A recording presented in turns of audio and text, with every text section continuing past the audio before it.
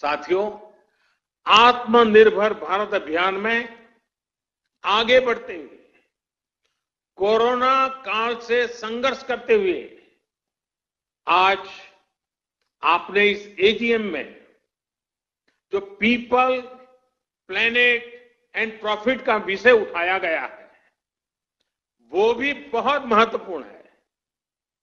कुछ लोगों को लगता है कि ये तीनों एक दूसरे के ऑपोजिट है, विरोधाभासी है, लेकिन ऐसा नहीं है। पीपल, प्लेनेट एंड प्रॉफिट एक दूसरे से इंटरलिंक है। ये तीनों एक साथ फ्लरिश कर सकते हैं, को एग्जिस्ट कर सकते हैं। मैं आपको कुछ उदाहरण देकर समझाता हूं। जैसे भारत में हमने एलईडी बल्ब का एक बहुत बड़ा अभियान चलाया।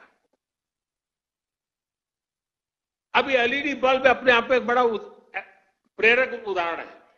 5-6 वर्ष पहले एक एलईडी बल्ब 350 रुपये से भी ज्यादा में मिलता था। आज वही बल्ब 50 रुपये तक में मिल जाता है।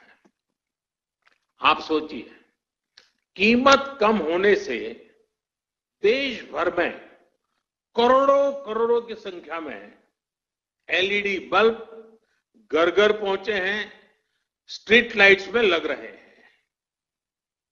ये क्वांटिटी इतनी बड़ी है कि इससे उत्पादन की लागत कम हुई है और प्रॉफिट भी बढ़ा है। इससे लाभ किसको मिला है? पीपल को, आम देशवासी को, जिसका बिजली का बिल कम हुआ है। एक मोटा मोटा अंदाज में लगा सकता हूं, आज प्रतिवर्ष एवरी ईयर देशवासियों के करीब करीब 19,000 करोड़ रुपए बिजली के बिल में एलईडी की वजह से बच रहे हैं। 19,000 करोड़ रुपए आपके जेब में बचना, ये बचत गरीब को हुई है, ये बचत देश के मध्यम वर्ग को हुई है और लगातार होने वाली है। इसका लाभ प्लेनेट को भी हुआ है।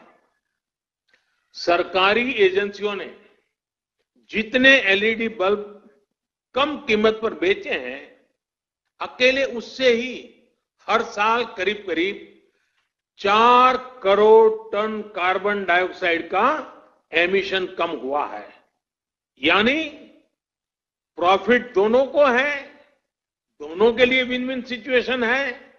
उत्पादक भी कमाता है, विक्रेता भी कमाता है और खरीदार भी कमाता है, और प्लेनेट का तो भला हुआ ही हुआ है।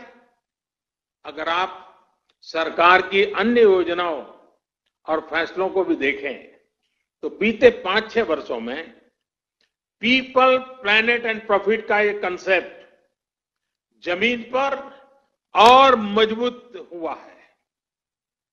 अब जैसे अभी आपने भी देखा है कि कैसे सरकार का बहुत ज्यादा जोर इनलैंड वाटरवेज पर है। हल्दिया से बनारस तक तो वाटरवे चालू हो चुका है। अब मैं बनारस का एमपी हूं, इसलिए मुझे आपसे जुड़ने हुए आनंद भी आता है। अब वो चालू भी हो चुका है। अब नॉर्थ ईस्ट में भी वाटरवेज बढ़ाया जा रहा है।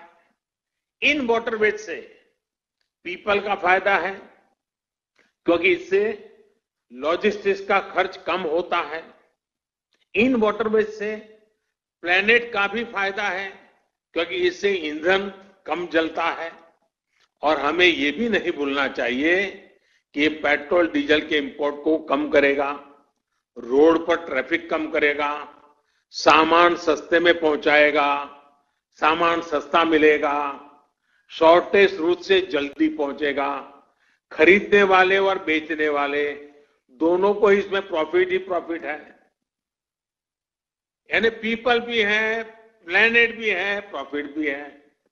साथियों, भारत में एक और अभियान अभी चल रहा है, देश को सिंगल यूज प्लास्टिक से मुक्त करने का। इसमें पीपल, प्लेनेट और प्रॉफिट तीनों ही विषय एड्रेस होते हैं। विशेषकर पश्चिम बंगाल के लिए तो ये बहुत ही फायदेमंद है। इससे आपके यहां जूट का कारोबार बढ़ने की संभावना अनेक गुना बढ़ जाती है। और मैं तो आपसे पूछूंगा, क्या आप लोगों ने इसका फायदा उठाया कि नहीं उठाया? क्या अब पैकेजिंग मटेरियल, नई नई वैरायटीज, नए नए थैलिए, नए नए पर्स प्लास्टिक की जगह पर जूट से बनाना शुरू किया कि नहीं किया? एक तरह से मैं कहूंगा ये एक निर्णय, सिंगल यूज प्लास्टिक से मुक्ति का एक निर्णय, आप आईसीसी के मेंबर जो उस इलाके में ज्यादा काम करते हैं, आपकी तो पांचों उंगलियां घी में है और आपको तो इस मौके का और फायदा उठाना चाहिए। और अगर ये मौका छोड़ देंगे तो फिर कौन मदद करेगा? सोचिए, जब पश्चिम बंगाल में बना जूट का बैग हर किसी के हाथ में होगा तो बंगाल के लोगों को कितना बड़ा प्रॉफिट होगा।